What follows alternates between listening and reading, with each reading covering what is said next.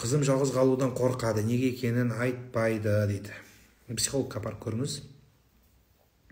Намазды қағазға қарап бастап кете беру керек пе? Жаттай алмай жүрмін, әлде толық дайындықпен бастау керек пе? Жоқ, қағазға қарап оқи бересің. Қағазға қарап алдыңызға жазып аласыз. Бүйтіп қойып қоясың. Немесе стенаға бүйтіп жабыстырып қоясың да, стенаға қарап оқи бересіз. Іште бар шешінеген сәбиге Құран бағыштау керек пе? Құранды бағыштай бересіз. Іште шетінеген болсын, сыртта шетінеген болсын, өлген адам болсын. Вообще, Құран оқу үшін өлу не обязательно.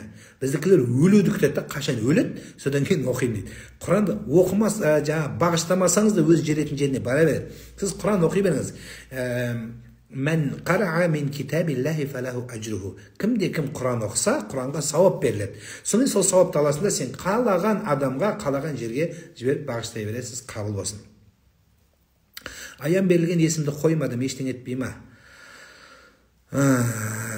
Ештеңе етпейді, бірақ көңіліңізде жүреді.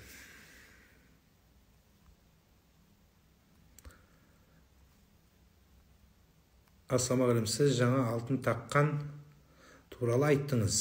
О дүниеде пайғамбардың естіген ұстап, неге алтын тағу болмайды дедіңіз? Соны қалай түсінуге болады? Мен алтын таққым келіп еді деп еркектер айтады. Әйелдерге проблема жоқ. Еркек адам таққысы келді, шариғатқа бойсұнды да тақпады.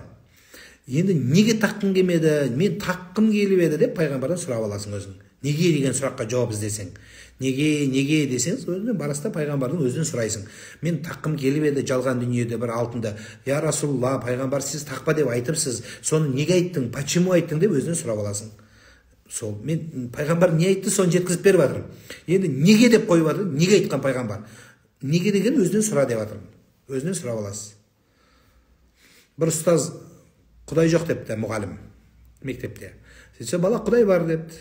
Құдай жоқ депті. Құдай бар деп спорласқанда бала айтыпты. Құдайдың барлығына дәлел Жүніс пайғамбар балықтың, киттің ішінде өмір сүрді десе, мұғалім көрдің бе? Қандай мазақ. Балықтың ішінде адам өмір сүре ме депті. Сонда бала айтыпты, ана дүниеге барғанда мен Жүніс пайғамбардан сұрайым. Сіз балықтың ішінде болдыңыз ба деп жәннетте сұрайым депті. Сөйтсе мұғалім күліп, Жүніс пайғамбар тозақта болса не болады депті. Сен жәннетте сұрайым деп тұр ғой енді бала. Енді тозақта болса не болады? Онда сіз сұрайсыз депті ғой. Тозаққа барсаң. Тозақта сіз сұрайсыз деген екен.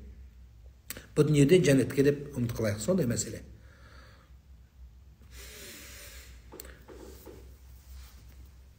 Тағдыр өзгере ме? Тағдырдың өзгеретіні бар, өзгермейтіні бар. Ұстаз, досым мыжың, не істеу керек дейді.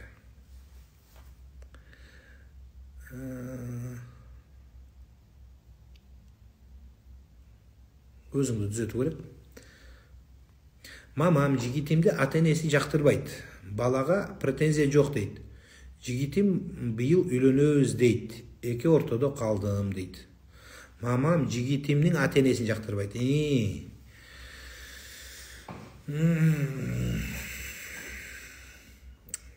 Чоңдорға сөйлесіп көріш керек.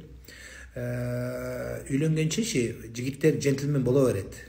Ешікті ашады, саған гүл береді. Аябай эле жақсы сөйлейді да. Тигери жақсы эле сөздердің барлығын сөйлеп салады.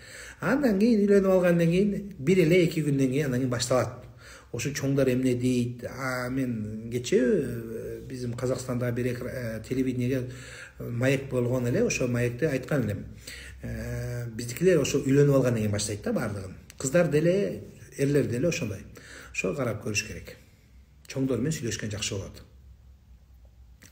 Устаз, адамдардын фотога түшүрүүгө болады ма дейт. Как будто бир түшүрмөй жүргөндөй сүйлөйсүздөр да.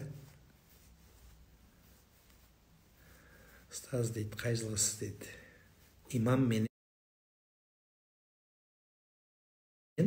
кыздардын жасын сурамай.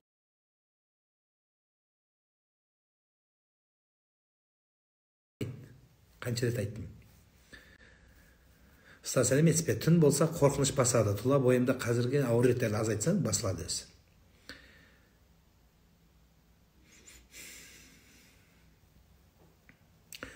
Әйел адамдар мен по-халалски қалай ажыр танысады дейді. По-халяльски дейсің ба? ниетіңе байланысты. Мешітке түсімде кіріппін. Айтып жібересің, нені білдіреді? Сол мешітке кір дегенді білдіреді. Жас жұбайлардың бөлмесіне Құран кітап тұр. Ештеңе қылмай ма дейді. Жауап беріңізші дейді.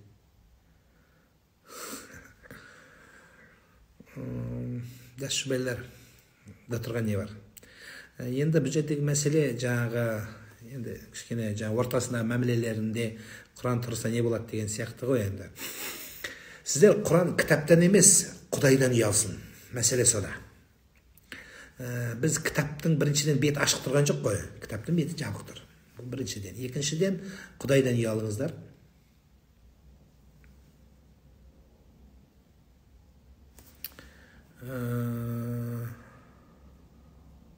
Ұстаз, әумин деп айтқан дұрыс па, әмин деген дұрыс па? Екеуі де бір сөз, ешқандай айырмашылық жоқ. Әумин десе де болады, әмин десе де болады. Бірақ намазда әмин деп айтылады. Өйткені бұл жерде кішкене у деген сөз. Бірақ біздің қазақта бата сұрағанда, бата бергенде әумин дейміз, ода тұрған ештеңе жоқ. Көбінесе түсімде намаз оқығандарды көремін. Жақсы, сіз де оқыңыз деген сөз.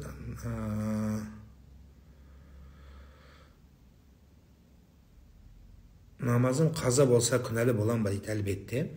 Әлбетте. Бала асырап алса, қандай сауабы бар, сұрағыма кешірім сұраймын дейді. Ата-анасы жоқ.